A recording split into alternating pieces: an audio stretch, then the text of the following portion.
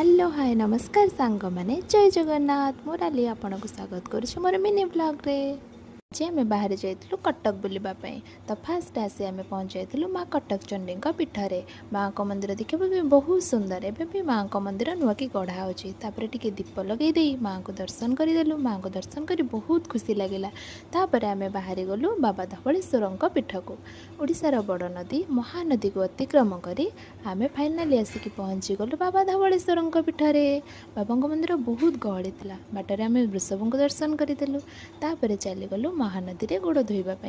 तापर गोड़ धोई दे नदी देखी बहुत खुशी हो जाइलु तो से खेलाखेली करदेलु फटो टी उठेलु। तापर आम बाबा को दर्शन कर बहुत खुशी लगिला। तापर आम बाबा को दर्शन कर बाहरी आसलु। तापर बाहर किसी खियापिया करदे आम बाहरी गलु छतिया बड़ दाम तो से फोन अलाउ ना फोन बाहर थोई आम जा भगवान को दर्शन कर अभड़ा खाईदे तापर बाहर घर अभिमुखे। बाय बाय सांग मैंने देखा नेक्स्ट वीडियो रे।